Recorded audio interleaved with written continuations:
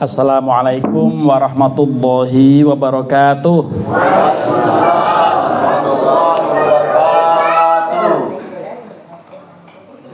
Bismillahirrahmanirrahim. Alhamdulillahilladzi ishtara minal mu'minina anfusahum wa amwalahum bi anna lahumul jannah.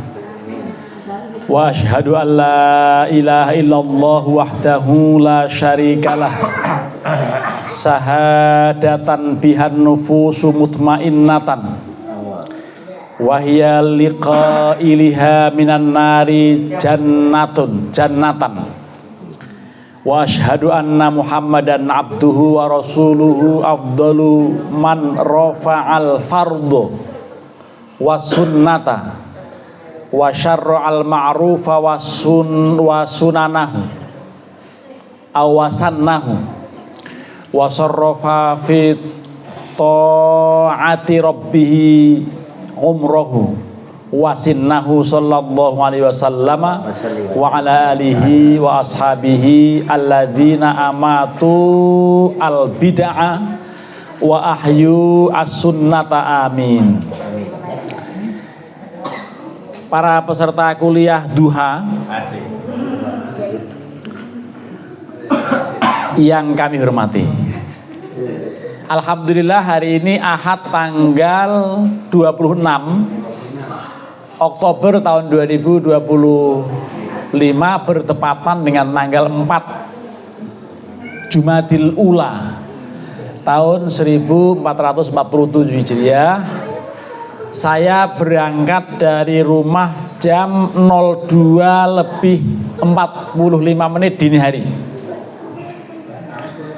Tapi tidak langsung ke Kampung Jati ini, melainkan ke Kemang Regensi Bekasi untuk menyampaikan kajian subuh di sana.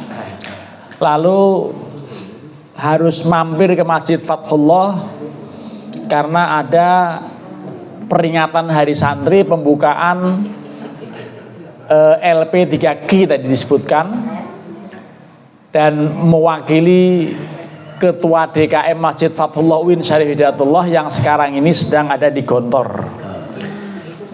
Belum juga narasumber hadir. Saya sambutan langsung dari sana jam 8:42 langsung menuju Kampung Jati ini, Raudhatul Makfufin, dan ternyata yang dijadwalkan jam 9 ternyata baru sampai jam 9:04. Nah, karenanya pertama-tama saya mohon maaf. Kira-kira dimaafkan ya? Alhamdulillah. Pembukaan yang saya baca tadi itu untuk menghantar pada al-majlisul khamisu fil hadithil khamisi, majlis kelima untuk menganalisis hadis yang kelima. Mari kita ikuti hadis yang kelima itu apa. An ummil mu'minina ummu atau ummi Abdillah Aisyata radhiyallahu Aisyatu atau Aisyata ya, Aisyata radhiyallahu anha qalat qala Rasulullah sallallahu alaihi wasallam man ahdatsa fi amrina hadza ma laisa minhu fa huwa raddun. Rawahul Bukhari wa Muslimun wa fi riwayatil Muslimin man amila amalan laisa alaihi amruna fahuwa raddun. Dari Ummul Mukminin. Ini kunyahnya adalah Ummu Abdillah. Siapa? Aisyah. Nah, ini Aisyah diberi kunyah sebagai Ummu Abdillah. Kenapa? Karena Aisyah itu saudara kandungnya Asma, dan Asma punya anak namanya Abdullah. Ya, itulah yang dikatakan al-khal bi manzilatil ummi. Ya, jadi bibi itu sama dengan ibu. Gitu. Maka diberi kunyah ini adalah Ummu Abdillah. Walaupun nanti ada riwayat Aisyah katanya tidak sama sekali hamil. Dalam riwayat yang lain, Sayyidatina Aisyah pernah hamil dan keguguran. Ini nanti ada keterangan seperti itu. Apa yang diriwayatkan yaitu qalat, dia berkata, qala Rasulullah sallallahu alaihi wasallam, Rasulullah sallallahu alaihi wasallam bersabda, man, siapapun, setiap orang, ahdatsa, yang membuat hal-hal baru fi amrina, dalam urusan kami, agama kami ini, hadza, yaitu agama Islam ini, malaisa minhu, sesuatu yang tidak termasuk agama dianggap agama, fahuwa raddun, pasti akan ditolak. Gitu.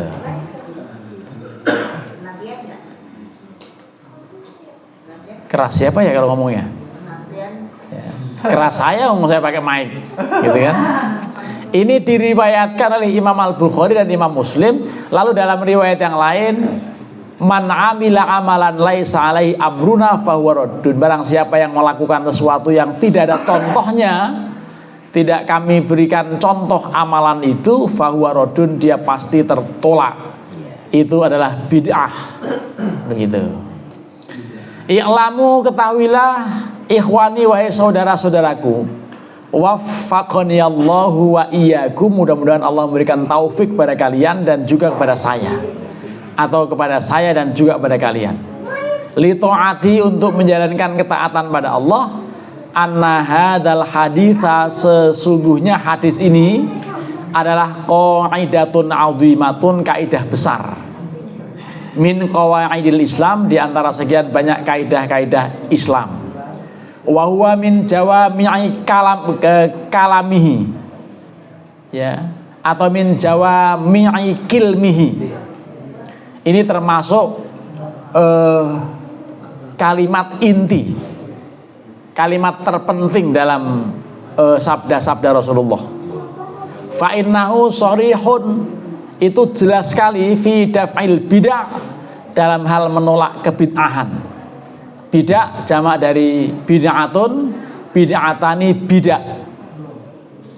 Sama dengan aqlamun jamak dari kolam, itu jamak taksir. Sama dengan miyahun jamak dari ma'un, ma'un ma'ani miyah. Dalam bahasa keseharian moyah, moyah, moyah barit, moyah barit itu air dingin, dan lain-lain. Wal muhtaraat, dan juga menghindari, menolak hal-hal yang sifatnya karangan, yang sifatnya mengada-ada. Wahwa, yang dimaksudkan dengan bid'ah tadi, atau yang rodun, yang tertolak, adalah mimma yang bagi, di antara yang seyogianya ayah tania, atau ayak tania, betul-betul harus diperhatikan, bihifdhihi, untuk menghafalnya, wasti'mali, dan juga untuk dilaksanakan, fi ibtalil munkarat, dalam membatalkan, dalam menolak, dalam menganggap tidak benar adanya berbagai munkarat. Di antara munkarat itu apa? Kalau ngobrol waktu khutbah Jumat, kalau sedang ceramah begini, bid'ah nggak? Ya bid'ah juga ya. Karena antara lain Rasulullah menganjurkan jangan membuat orang lain tidak enak perasaannya. Idkhalus surur. Idkhalus surur itu ibadah. Membuat orang lain senang itu ibadah. Siapa yang senang? Yang bicara itu senang kalau yang lain ikut pura-pura dengerin. Nah, pura-pura dengerin itu apa? Asal nggak ngomong itu sudah pura-pura dengerin itu. Gitu. Nggak usah dengerin, bener. Asal nggak ngomong itu udah pura-pura dengerin gitu. Nah, apalagi tidur, itu sebagian dari orang ngawur gitu. Nah, jadi pura-pura dengerin. Jadi kalau yang ngobrol insya Allah denger tapi nggak dengerin. Nah, sudah begitu masih ngobrol juga kan. Nah, ini bagian dari latihan kesabaran. Nah, gitu kan. Wa huwa minal ahaditsil lati 'alaiha madarul Islam. Inilah termasuk hadis-hadis yang merupakan sumber dari pengetahuan Islam. Wa qila asyru' fihi natakallamu. Wa qabla syuru' fihi. Sebelum saya akan, kata Musonef ini, sebelum saya cepat-cepat menjelaskan hadis ini, natakallamu ala syai'in min fadhaili Aisyah. Mari kita simak bersama dulu sekelumit tentang fadilah Aisyah. Kita akan mengetahui, kita akan membaca apa yang diuraikan oleh pengarang kitab Al-Majalisus Saniyah sebagai syarah dari kitab Arba'in Nawawiyah. Apa kata beliau tentang fadilah Aisyah? Ya, antara lain ini kenapa dia perlu sekali untuk mengetengahkan tentang fadilah Aisyah, itu tabarrukan biha, supaya mengambil berkah dengan Sayyidatina Aisyah. Karena kita ini tahu agama Islam, tahu berbagai hadis, yang apalagi hadis yang sifatnya privasi, hadis yang sifatnya ada di wilayah domestik, hadis yang bicara soal ranjang, hadis yang bicara soal toilet, ya, hadis yang bicara soal saling melihat kemaluan pasangan, itu semuanya dari Aisyah. Gitu. Kita harus berterima kasih pada beliau dan tabarukan, maka dikemukakan fadilah atau keutamaan Sayyidatina siapa? Aisyah. Fanaqulu, maka kami katakan, hiya, Aisyah itu as-siddiqah, orang yang sangat bisa dipercaya. Bintus Siddiq, beliau adalah anak atau putri dari Abu Bakar As-Siddiq radhiyallahu anhu. Wahia ummul mukminin, itu beliau itu termasuk ummul mukminin. Ya. Fil ihtirami wa ta'zim, dalam hal ihtiram dan ta'zim, dalam hal memuliakan dan mengagungkan. La fis safari wal khulwati wan nadri wa masbahaha, tidak pada suasana musafir, bukan dalam suasana sendirian, bukan juga ketika dilihat orang. Wa ma'asbaha, dan lain-lain. Wa kadza yuqalu, dan demikian juga dikatakan fisai azwajihi, untuk semua istri beliau diberikan gelar apa, julukan ummul mukminin. Ya, fi azwajihi sallallahu alaihi wasallam.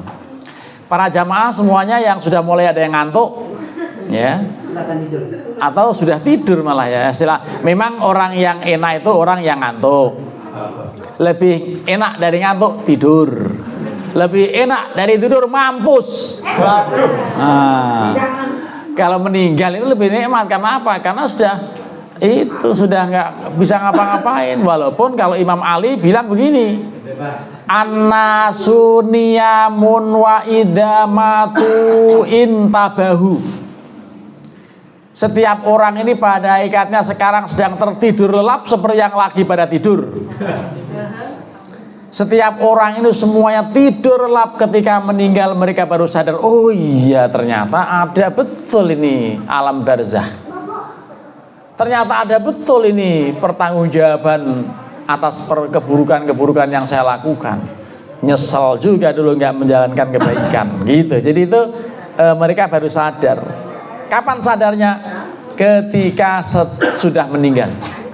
Diawali dengan sakaratul maut. Pada saat malaikat Azrail sudah datang, itu baru tahu.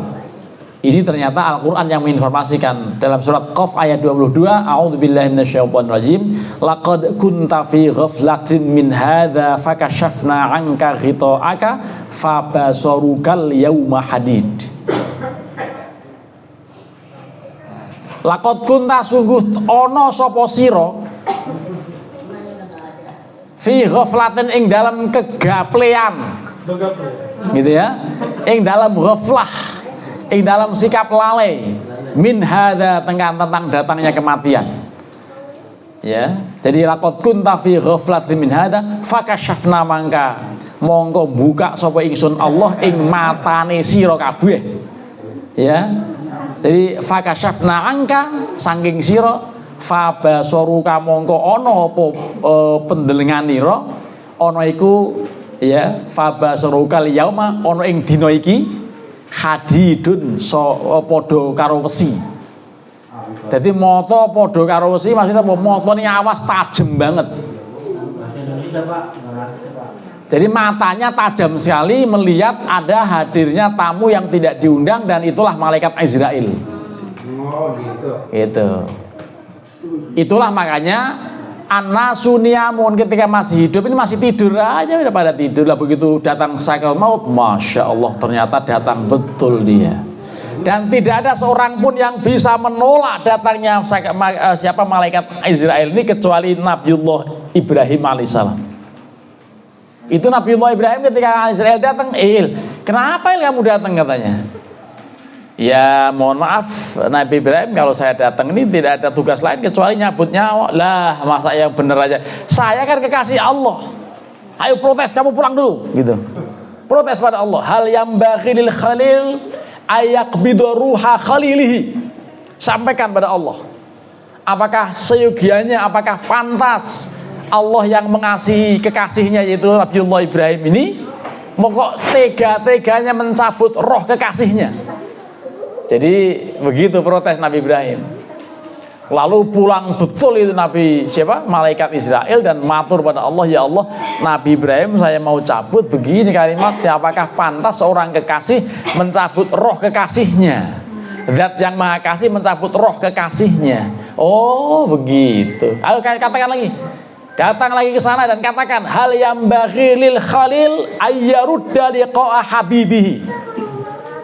Ya, katakan pada dia, apakah layak seorang kekasih menolak dipertemukan dengan kekasihnya? Nah, jadi setelah dikatakan begitu Nabiullah Ibrahim kedatangan lagi. Oh, jadi begitu ya? Iya, kata Allah begitu. Ya, engkau dicabut nyawanya itu bukan apa-apa, memang karena engkau akan dipertemukan dengan Allah yang maha kasih yang selama ini mengasihi engkau. Oh silakan deh kalau gitu. Nah dicabut.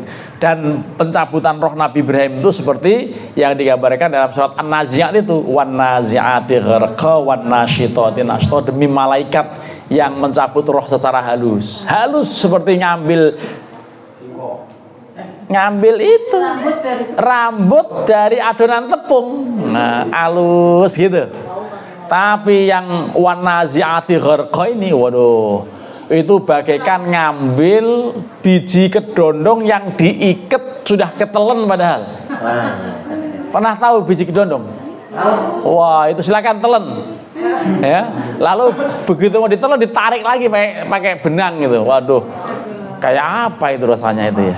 Nah itulah. Jadi ini memang sampai ke sana tadi sebetulnya belum ada hadisnya ya dalam bacaan saya. Tapi karena apa tadi? Orang itu tidur. Ketika meninggal baru sadar. Begitu. An-nasu niyamun wa idza matu intabahu. Ketika mereka mati baru sadar. Nah, kapan mulainya? Itu ketika saya kata mau datang itu. Mari kita lanjutkan apa yang akan dikemukakan mengenai fadilah atau keutamaan Sayyidatina Fatimah ini. Aisyah ya. Jadi Sayyidatina Aisyah, karena yang meriwayatkan hadis tadi Aisyah, maka diceritakan yang oleh beliau ya dalam kitab ini. Antara lain apa yang dikatakan ya bahwa faqala inna Jibril atau inna Jibrila atani bi suratiha ala waraqatin minal jannah wa qala innallaha zawwajaka bihadhihi. Gitu. Sungguh malaikat Jibril pernah mendatangi aku dan membawa secarik kertas dari surga. Masya Allah. Ya, yang dalam kertas itu ada tulisan innallaha zawwajaka bihadhihi. Sungguh Allah menikahkan kamu dengan Aisyah yang masih kecil. Itu Allah yang langsung menikahkan. Gitu. Makanya nanti kemudian Abu Bakar bilang, yang menikahkan engkau itu dua unsur, yang satu dari langit, yang satu dari bumi. yang dari langit langsung Allah atas informasi malaikat Jibril, tetapi yang dari bumi ya saya sebagai bapak kamu. Tuh, hibahnya Siti Aisyah itu begitu. Ya. Jadi kalimatnya innallaha zawwajaki bihadhihi atau zawwajaka bihadhihi. Allah menikahkan engkau wahai Rasulullah dengan Aisyah. Tsumma dhahaba Abu Bakrin. Jadi ini disampaikan pada Abu Bakar. Akhirnya Abu Bakar dhahaba ila manzilihi, menuju rumahnya, maksudnya pulang. Ya, dan kemudian waqala ya Aisyah idhabi bihadha ila Rasulillah. Ya, engkau silakan datang menuju Rasulullah dengan membawa setarik kertas ini. Jadi kertas yang dari langit itu yang menyampaikan malaikat Jibril. Tetapi kemudian Abu Bakar juga menulis, gitu ya. Yang itu memang yang bukan yang dari langit, karena Abu Bakar memang yang di langit ini ya. Abu Bakar dari bumi. Waquli lahu, dan katakan pada beliau, ya Rasulullah, hadalladzi dzakartahu li abi. Inilah yang engkau ceritakan pada ayah saya.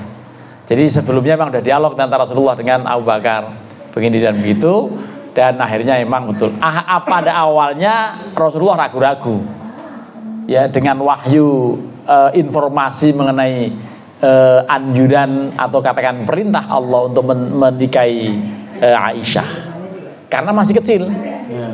Ragu awalnya, tapi karena sampai 3 kali seperti itu informasinya, maka kemudian disampaikan pada Abu Bakar, dan Abu Bakar ya dengan tanpa disangka sama sekali, malah kemudian beliau mengatakan begini,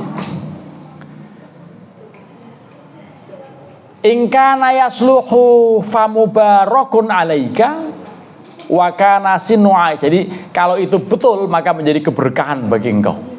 Ya, artinya memang Abu Bakar awalnya tidak menyangka juga, dan ternyata memang Abu Bakar orang yang selalu sami'na wa ta'na terhadap Rasulullah, apapun informasi dari langit.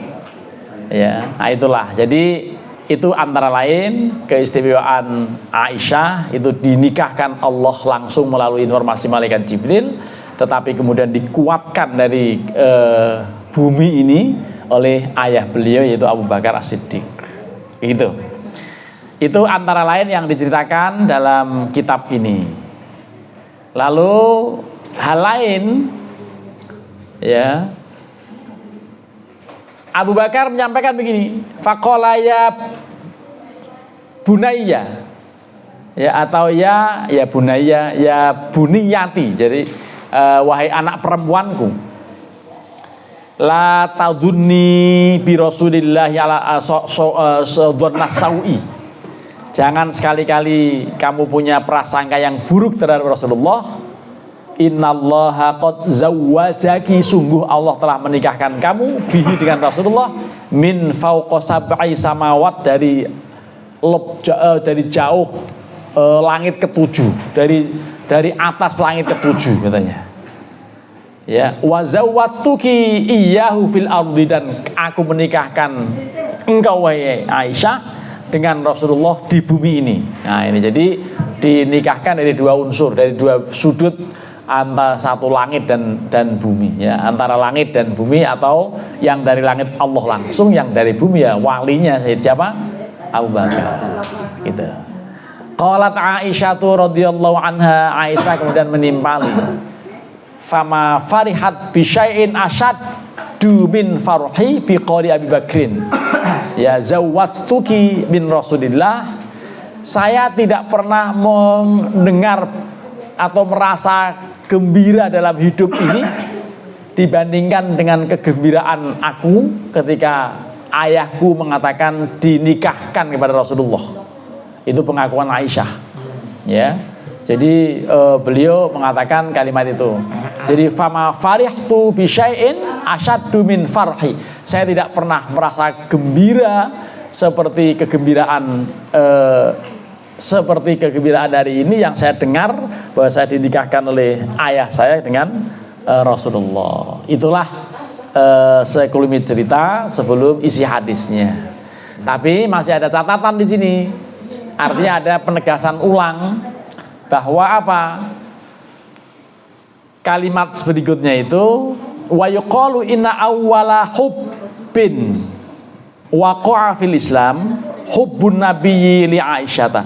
Cinta yang pertama ada ya dalam Islam katanya adalah cinta Rasulullah kepada Aisyah.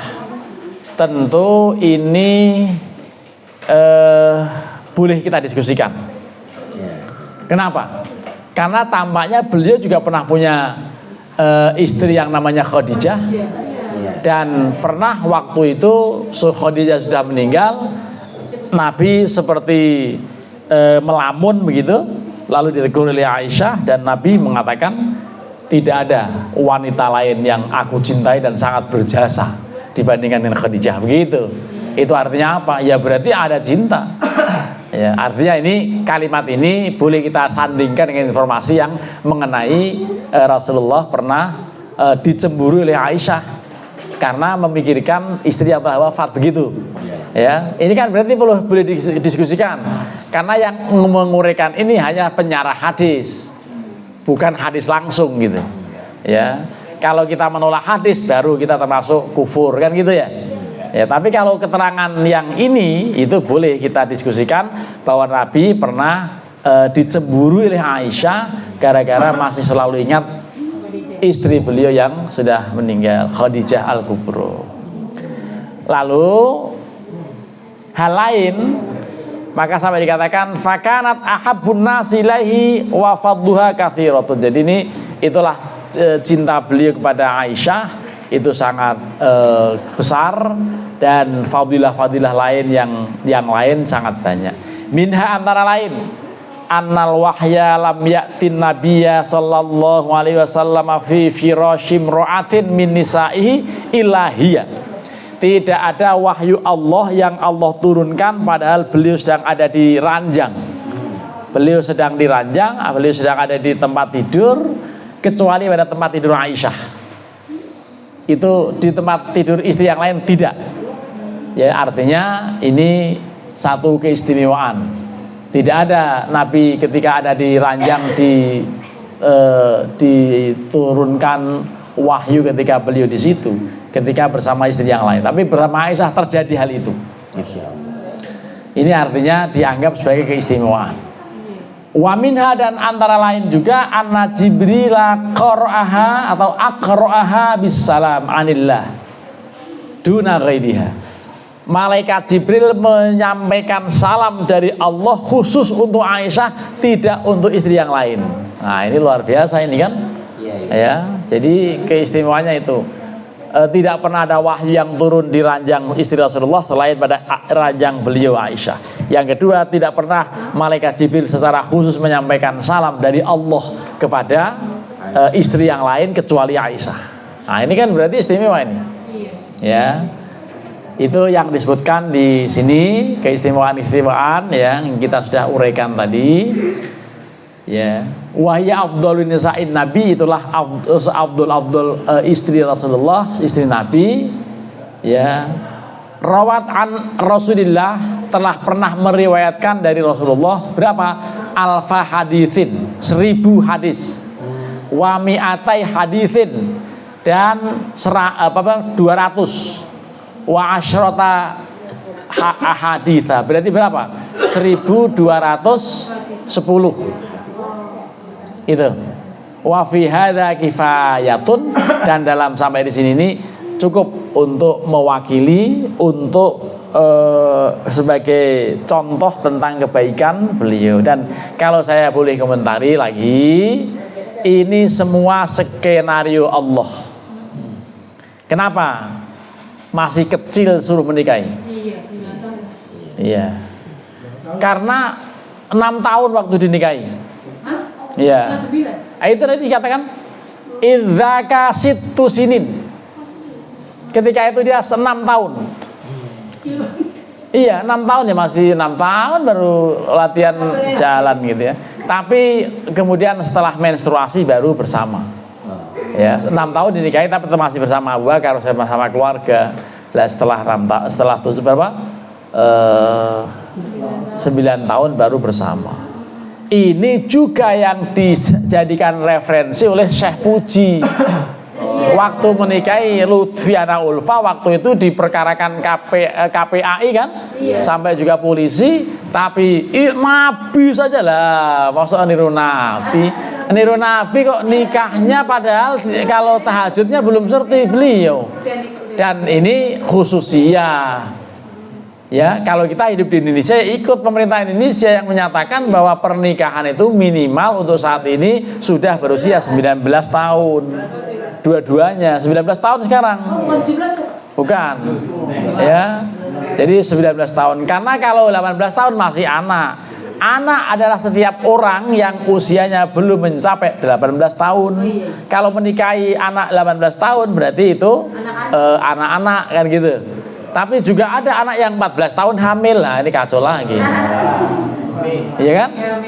16 ada yang hamil, ya 17 ada yang melahirkan, kan kacau itu ya. Itu namanya juga dunia kan. Nah, sudah itu pengantar sampai kemudian pada inti hadis yang tadi disampaikan.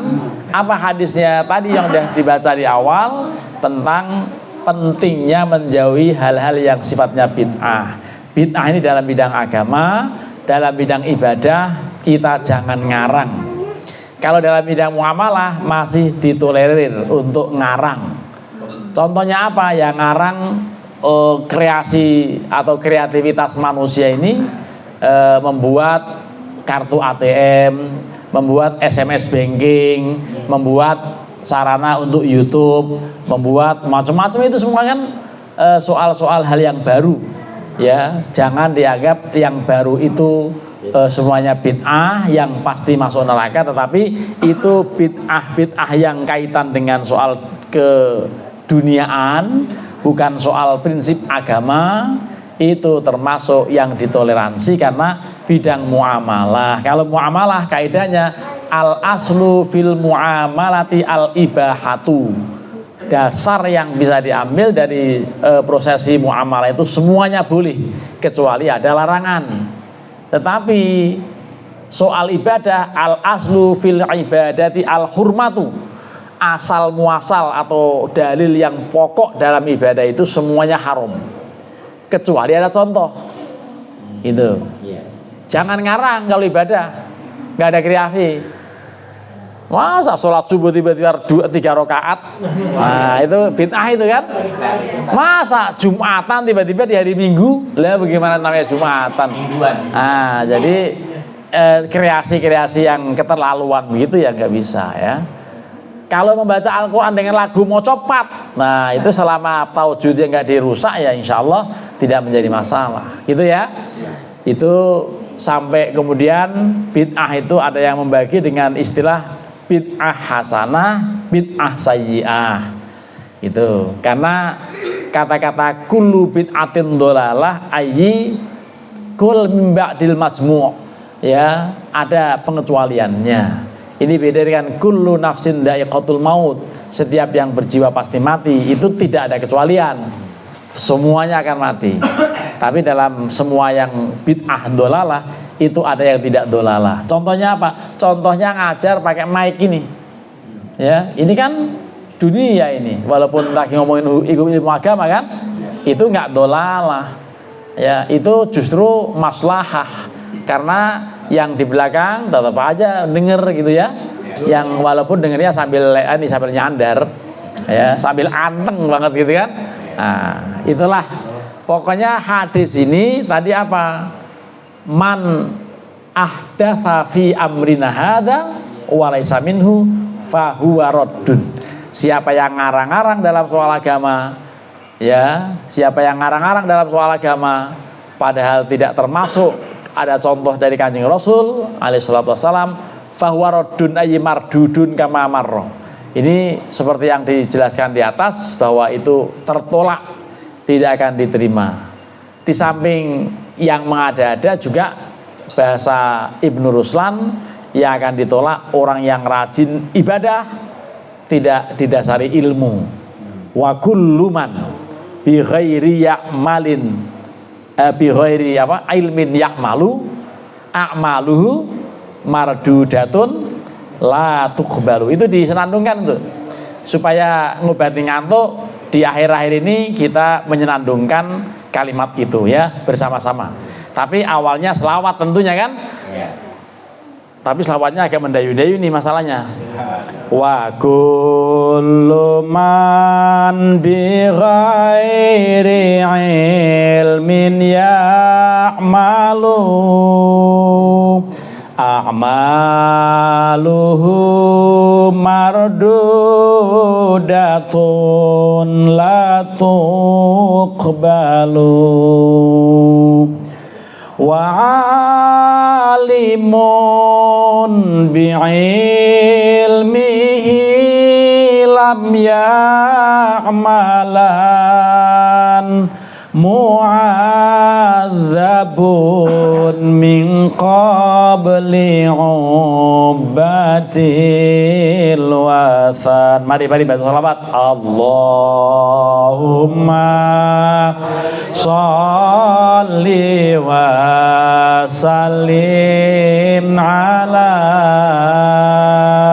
sayyidina wa maulana Muhammadin adada ma fi ilmillahi salatan daimatan bidawami mulkillahi. Tadi artinya wa kullu man bi ghairi ilmin ya'malu, setiap orang yang tanpa dasar ilmu beramal, beribadah, a'maluhu mardudatun la tuqbalu, semua amalnya akan ditolak Allah, enggak akan diterima kalau enggak ada ilmunya. Tetapi wa alimun bi ilmihi lam ya'malan, seorang alim yang tidak mengamalkan ilmunya, ya dia hanya ngajar tapi enggak ngelakoni, namanya jarkoni. Itu mu'adzabun min qabli ubadil wathan, akan Allah siksa sebelum para penyembah berhala disiksa duluan. Nah, itu artinya apa? Harus konsisten dan harus mencontohkan kalau kita akan melakukan atau melarang orang jangan berbuat kemungkaran, dia harus pertama kali yang tidak melakukan kemungkaran. Ketika mengajak orang berbuat baik, dia harus mencontohkan perbuatan baik itu supaya apa? Efektif. Jangan menjadi jarkoni, ngajar-ngajar enggak ngelakoni. Demikian urian singkat. Kalau ada yang mau bertanya dipersilahkan. Kalau ada berarti merespon, kalau nggak ada berarti ya nggak merespon.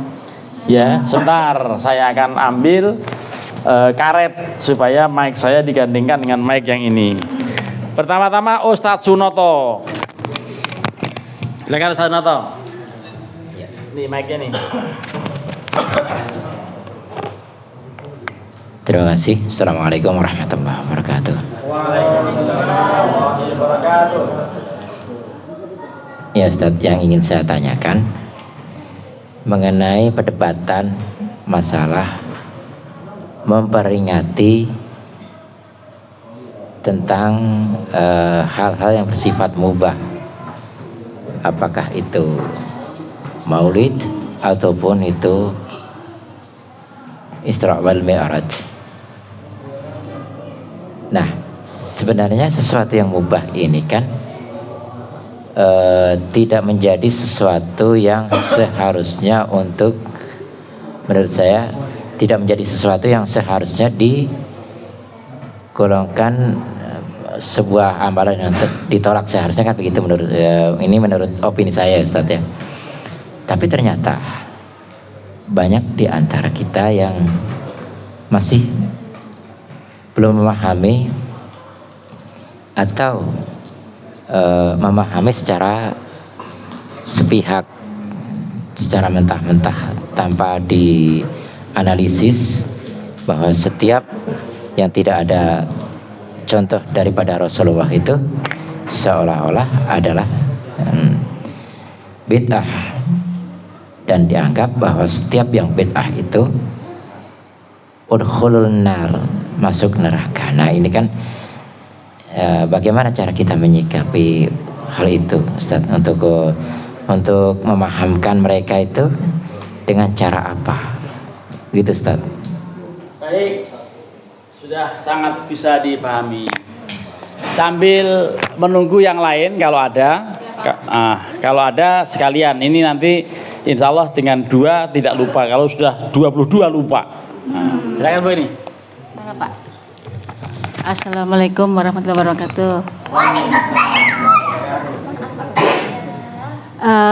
Yang ini Pak, Siti Aisyah kan menulis kisah-kisah selama dengan Rasul.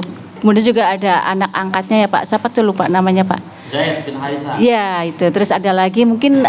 Nah terus bagaimana caranya para ulama untuk membukukan hadis itu Pak? Seperti HR Bukhari, Muslim dan sebagainya itu memilah-milahnya secara tematik atau secara fikihnya itu gimana Pak? Maksudnya begitu aja Pak. Assalamualaikum warahmatullahi wabarakatuh. Iya, cara membukukan hadisnya.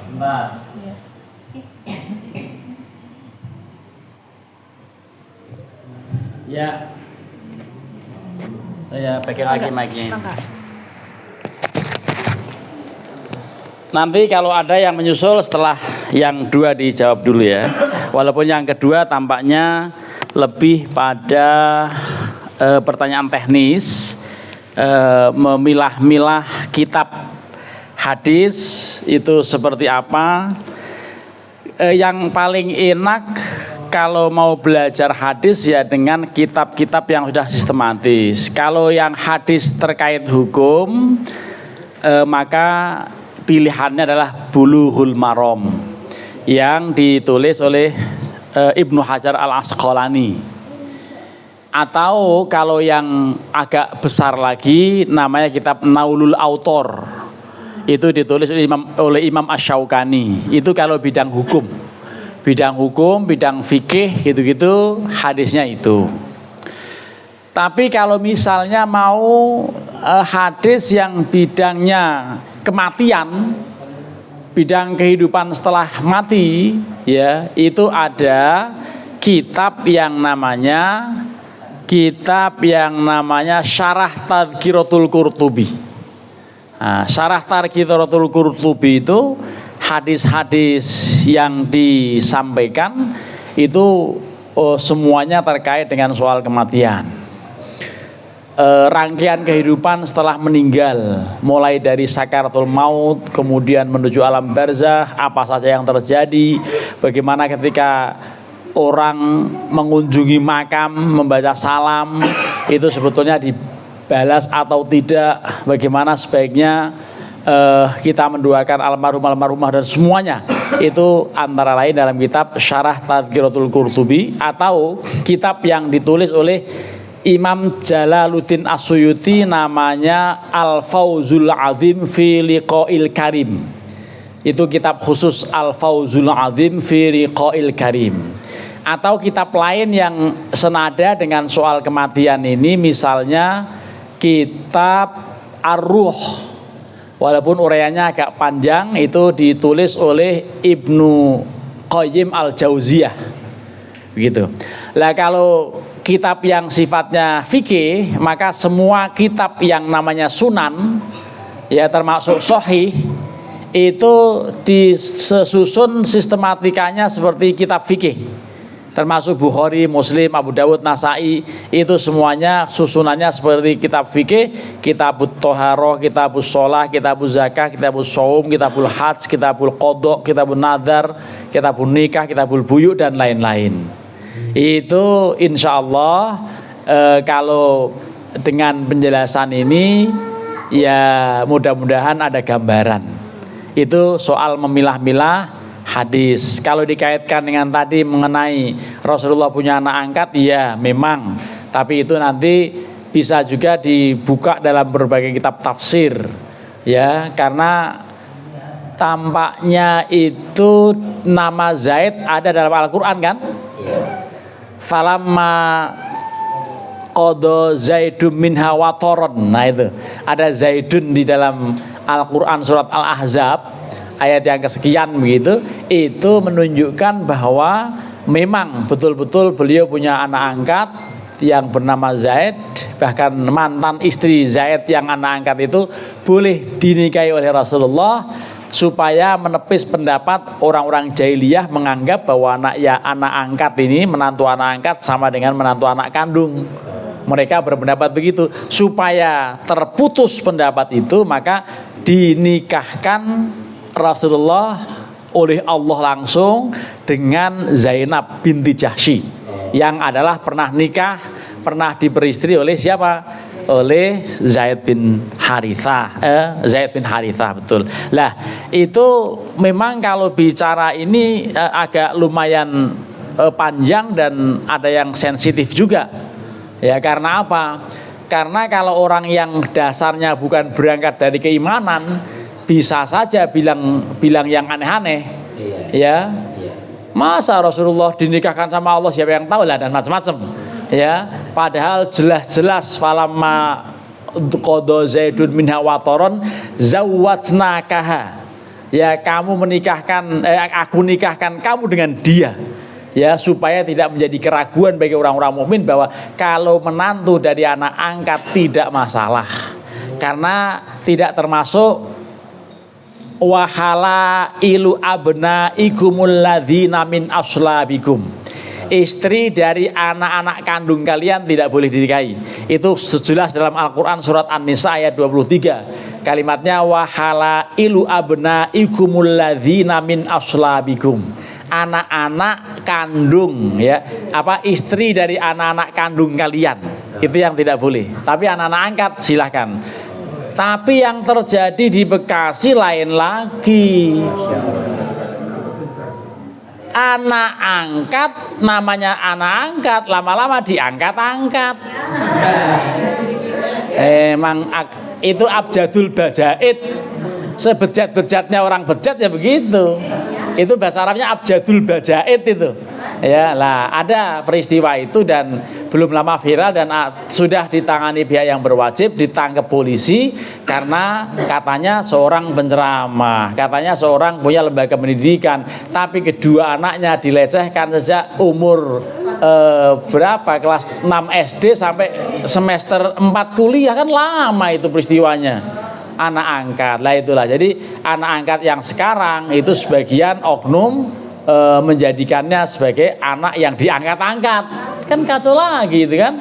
Nah, sudah, ini jawaban untuk pertanyaan yang kedua sudah disampaikan. Baru sekarang menuju pertanyaan yang pertama yang lebih sulit. Tapi buat saya tidak sulit juga, karena sudah biasa ada orang protes, Pak, maulid bid'ah, nggak usah, nggak perlu. Memang dasarnya nggak bisa nyari duit buat menyelenggarakan maulid gitu barangkali ya. Tapi memang nggak mau. Ada sebagian, nggak banyak ya, sebagian saja, tapi suaranya lantang. Ya silakan Anda mau ikut yang mana, tapi saya ikut yang merayakan. Karena apa? Karena saya yakin itu nggak masalah. Dan memang ada dalam satu kitab yang ditulis oleh Syed Muhammad Al-Maliki Al-Maki, namanya Haulul Ihtifal fi Dzikri Maulidi Syarif, ya. Judulnya Haulal Ihtifal. Itu khusus kitab tentang maulid. Selain beliau ditulis juga oleh siapa? Muhammad Syato Adimiyati di dalam kitabnya Anatut Thalibin, ya, pada jilid 3 halaman 363, yang mendefinisikan maulid antara lain adalah huwa istima'un nasi wa qira'atu ma tayassara minal Qur'an wa ahaditsus shahihah fi mabda'i amrin nabiyyi sallallahu alaihi wasallam minal bid'ail hasanah allati yuthabu fa'iluha. Begitu.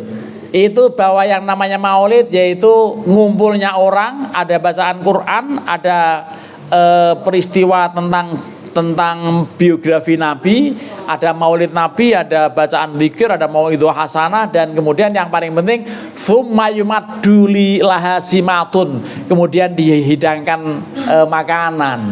Dan biasanya makanannya enak-enak, apa itu? Nasi kembuli. Nah, itu minal bid'ahil hasanah, termasuk bid'ah yang hasanah yang pelaksananya akan diberi ganjaran oleh Allah. Itu karena orang mukmin pasti yang menyelenggarakan maulid kan? Jangankan orang mukmin, Abu Lahab saja yang jelas-jelas kafir, jelas-jelas disebutkan sebagai tabat yada Abi Lahabin watab, itu setiap hari Senin dalam riwayat mendapatkan dispensasi siksa akibat dulu pernah senang dengan lahirnya Rasulullah, dan dikabarkan oleh Suwaibah, seorang budak, mengenai kabar adanya lahir seorang ponakan bernama Muhammad ini, dan dia senang. Lah, senangnya itu kemudian saking senangnya orang yang memberikan kabar dimerdekakan. Itu namanya Suwaibah. Yang merdekakan namanya Abu Lahab, yang dikecam oleh Al-Quran, tabat yada Abi Lahabin wa tab, begitu. Itu dimimpikan oleh Al-Abbas. Al-Abbas itu siapa? Kakaknya, ya, atau adiknya, ya. Waktu sudah meninggal, Abu Lahab mimpi Al-Abbas ini bahwa dia di dalam neraka itu sambil mengecup jempolnya dan keluar air di situ. Dan katanya itu setiap hari Senin keluar airnya, ya. Untuk apa? Untuk memberikan respon mengenai dia waktu hari Senin, wah pas lahirnya Nabi itu gembira luar biasa dan memerdekakan siapa? Suwaibah. Itu orang kafir aja dapat manfaat karena cintanya kepada Rasulullah. Kita orang mukmin tapi nolak dengan maulid, insya Allah dapat syafaat atau dapat kafarot itu. Nah, jadi itu sampai ada syair ya dalam risalah bacaan maulid, bacaan sholawat itu apa syairnya? Wa man fil jahimi laqad khufifa li farhatihi maulidal Mustafa salatum minallah wa alfa salam ala al-Mustafa Ahmad syarifil maqam. Itu sholawat artinya itu. Waman utawi sapane wong fil jahimi kang jelas-jelas ono ing dalam neraka jahim, ya, itu lakot khufifa diberikan dispensasi azab li farhatihi karena dia sempat gembira li maulidihil Mustafa dengan lahirnya Al Mustafa. Ini orang Islam kok malah menolak. Lah, masalahnya begitu ya. Silakan kalau Anda masih mau menolak ya tolak aja udah. Ya, yang penting punya argumentasi. Rasulullah ketika ditanya kenapa engkau puasa hari Senin? Karena hari Senin ini saya lahir. Berarti beliau maulid tiap minggu. Seminggu sekali hari Senin beliau maulid dengan cara merayakannya berpuasa. Lalu bilang, Nabi merayakan maulid dengan puasa, ini malah makan-makan ya. Makan bagian dari mensyukuri rezeki Allah. Nah, namanya orang berdebat ya begitu ya. Akhirnya begitulah. Kemudian Rasulullah juga merestui ketika orang-orang Yahudi ya berpuasa pada tanggal 10 Asyura.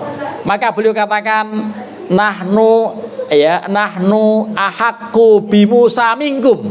Saya lebih berhak dibandingkan kalian untuk bersyukur pada Allah tentang diselamatkannya Nabi Musa. Itu berarti Nabi mengakui peristiwa besar masa lalu. Dan kalau kita melakukan maulid itu dasarnya firman Allah apa di dalam surat apa ya, bunyinya begini, kalau tidak salah ya cek aja dalam surat, laqad manallahu 'alal mu'minina id ba'atsa fihim rasulam min anfusihim yatlu 'alaihim ayatihi wa yuzakkihim wa yu'allimuhumul kitaba wal hikmah wa in kanu min qablu lafi dhalalim mubin. Saya suka hafal ayat nggak tahu tempat.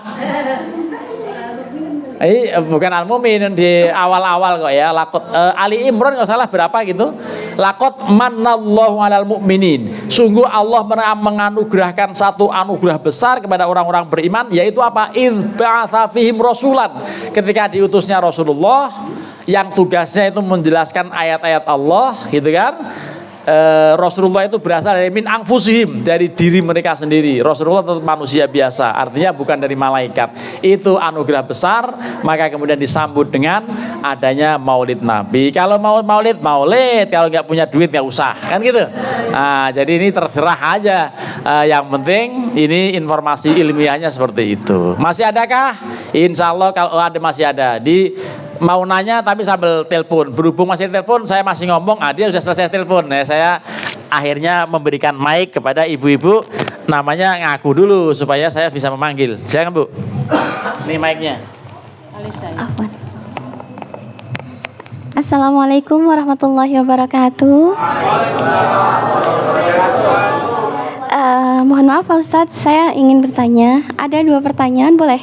Boleh. Ya, yang pertama ini saya sudah lama ya pertanyaan ini tapi belum terjawab.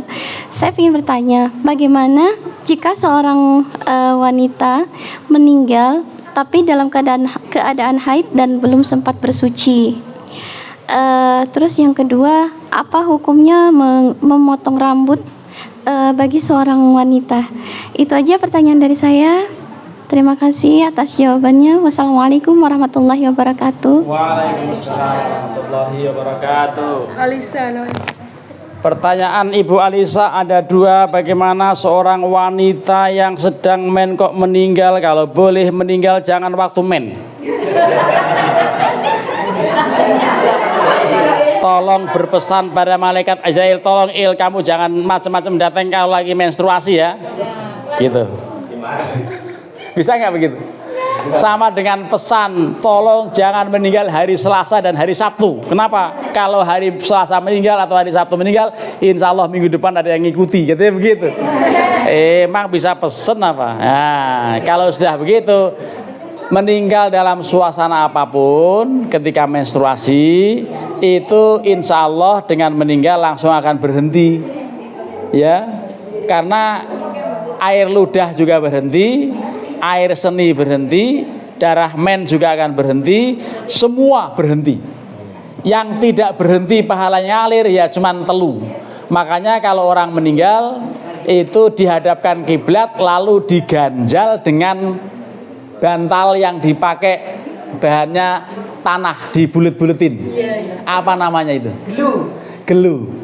Gelu itu artinya semua tugel kecuali telu.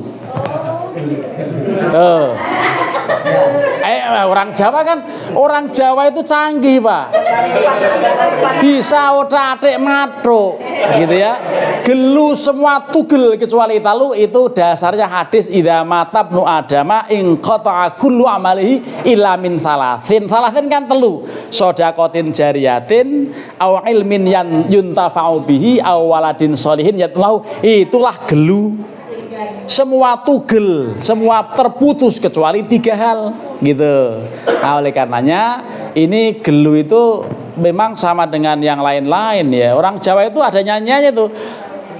Jaman dhisik wong Jawa wis nerangke, otak-atik jare ben bisa matruk, gedang digeget bubar madang, krikil jare kerinang sikil, garwa jare sigaran nyawa, gitu kan? Keripik jare keri-keri apa gitu. Nah, jadi Ini otak-atik gathuk gitu ya. Makanya ada gelu tadi, tugel telu, semua terputus.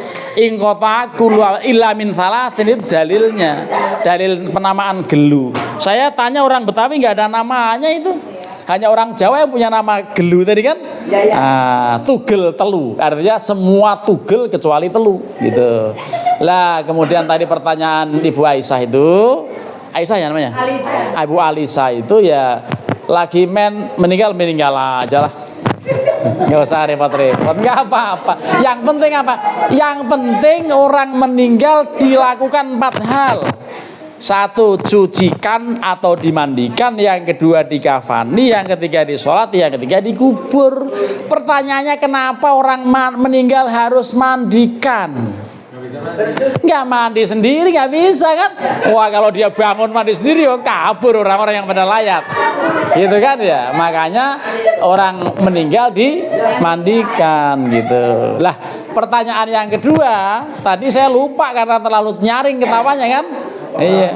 Oh, potong rambut. Lah, ini bukannya dilarang, bukannya apa, yang nggak boleh itu potong rambut lalu dijual.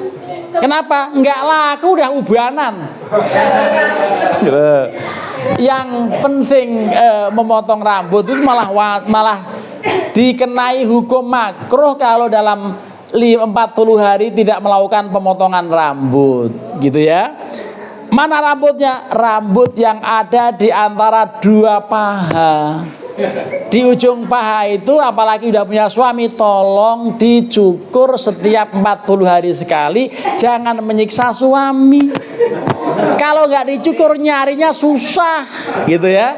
Nah, jadi ini berlaku baik laki-laki maupun perempuan. Supaya namanya apa? Itu namanya tahdid, ya. At-tahdid itu istihdad, bukan tahdid. Istihdad itu memangkas bulu kemaluan. Dan ini memang jangankan yang atasnya rambut kepala, rambut yang tidak ada kepalanya aja itu tetap harus dipangkas, gitu ya. Apalagi rambut yang diantara 2 sayap, namanya burket. Nah, itu juga jangan dipanjang-panjangin, apalagi berencana mau dikepang, ngapain, gitu ya. Dan kalau yang diketek itu bukan digunting, tetapi dicabut. Kalau misalnya memang betul-betul susah, silakan datang ke rumah saya pakai tang punya saya. Atau masih susah, tolong berendam di air panas, itu insya Allah kayak ayam tuh gampang bedulinya, gitu ya. Terima kasih. Wallahul muwaffiq ila aqwamit thoriq. Assalamualaikum warahmatullahi wabarakatuh.